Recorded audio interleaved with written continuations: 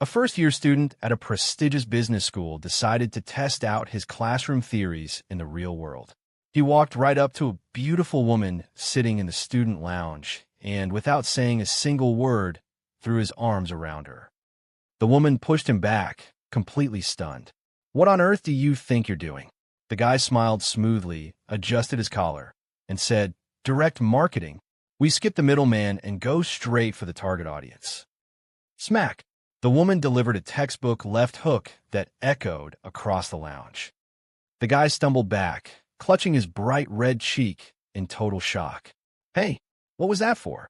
The woman gathered her books, looked him dead in the eye, and said, "Customer feedback." A little boy and his grandfather are raking leaves in the yard. The little boy sees an earthworm trying to get back into its hole. He says, "Grandpa, I bet I could put that worm back in that hole." The grandfather replies, "I'll bet you $5 you can't. It's too wiggly and limp to put back in that little hole." The little boy runs into the house and comes back out with a can of hairspray. He sprays the worm until it is straight and stiff as a board. The boy then proceeds to put the worm back into the hole. The grandfather hands the little boy $5, grabs the hairspray, and runs into the house. 30 minutes later, the grandfather comes back out and hands the boy another $5. The little boy says, "Grandpa, you already gave me $5. The grandfather replies, "I know. That's from your grandma."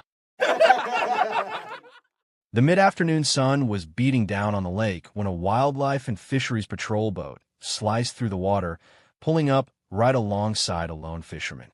The officer on board peered into the man's boat and immediately spotted a 5-gallon bucket overflowing with live, flapping bass. "Afternoon, sir," the officer said, pulling out a notepad. "Looks like you've had a highly successful day. I'm going to need to see your state fishing license." The man smiled warmly, leaning back in his seat. "Oh, afternoon, officer. But I'm afraid you're mistaken. I don't actually need a fishing license today." The officer frowned, pointing directly at the bucket. "Sir, you have a dozen live fish right there.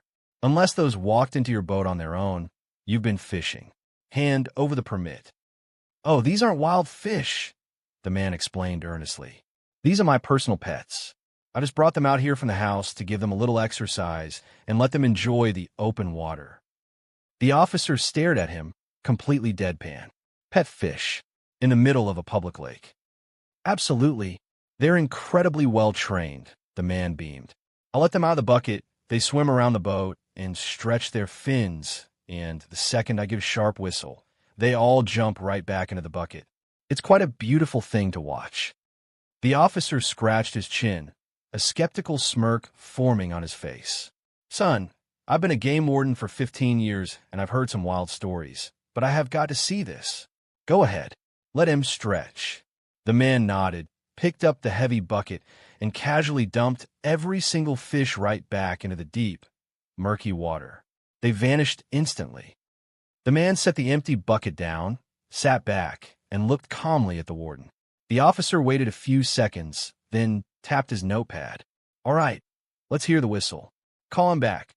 The man blinked, looking genuinely confused. "Call who back?" "The fish," barked the officer. "Your pet fish." The man looked left, looked right, and then looked the warden dead in the eye. "What fish?" The switchboard at Northwick Park Hospital was buzzing when a faint, trembling voice came through the line. "Excuse me, dear," the elderly woman chimed timidly. "Is it possible to speak to someone who could give me an honest update on how a patient is progressing?" The operator, softening her tone, replied, "Of course, sweetheart. I can certainly help you with that. What is the patient's name and room number?" In a weak, shaky whisper, the grandmother replied, "Her name is Norma Finley, and she's up in room 302. Hold tight for just a moment, dear. Let me patch through to the third-floor nurse's station and get the official report." After a few minutes of elevator music, the operator came back on the line, sounding cheerful. "I have wonderful news for you. I just spoke with her floor nurse. Norma is doing absolutely fantastic. Her blood pressure has completely stabilized. Her lab results just came back perfect, and her primary physician, Dr. Cohen, has officially cleared her to be discharged first thing tomorrow morning." The grandmother let out a long, Relieved sigh. Oh, thank heaven. That is truly marvelous news. I've been worried sick for days. God bless you for your kindness, dear. The operator smiled, happy to deliver a happy ending. You are so welcome. It's always a pleasure to give good news. Is Norma your sister, or perhaps a close friend? The sweet, tremulous voice suddenly dropped the act, sounding completely sharp, alert, and entirely fed up. Neither, darling. I'm Norma Finley in room 302. But the doctors around here won't tell me a damn thing, so I had to take matters into my own hands. A blind gentleman traveled down to Houston for a convention and checked into a luxury hotel. When a bellhop brought up his bags, the man walked over and fell along the mattress. He gasped, "Good grief, this bed is a football field." The bellhop chuckled proudly. "Welcome to the Lone Star State, sir.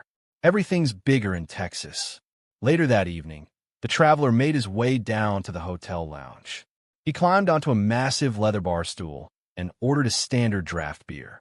When the bartender slid the glass over, the man ran his hands around the rim and laughed. "Wow, this mug is the size of a bucket." The bartender poured a splash more and grinned. "Well, sir, like we always say, everything's bigger in Texas." After knocking back 3 of those giant beers, the man politely asked for directions to the facilities. The bartender pointed down the corridor. "Just head down the hallway. It's the second door on your right." The man walked down the hall, counting the doors by touch. But in his slightly buzzed state, he completely missed the second frame and accidentally swung open the third door on the right. Unfortunately, that door led straight to the indoor Olympic-sized swimming pool. Splash!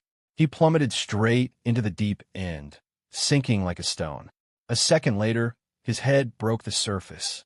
Gasping for air, flailing his arms in pure, unadulterated terror, he screamed at the top of his lungs. "Don't flush. For the love of God, don't flush."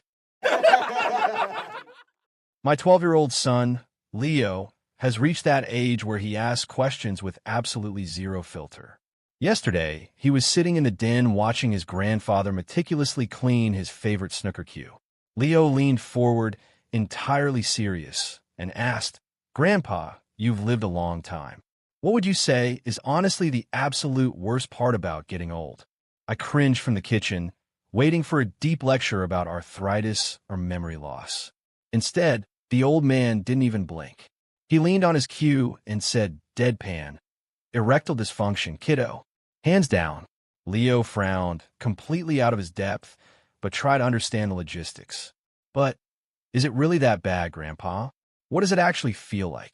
The old man sighed, looked down at the green felt of the snooker table, and shook his head solemnly. "Son," he whispered, "imagine walking into a championship tournament, chalking your hands, stepping up to the table, and trying to play a high-stakes game of snooker using a wet piece of rope. It's exactly like that.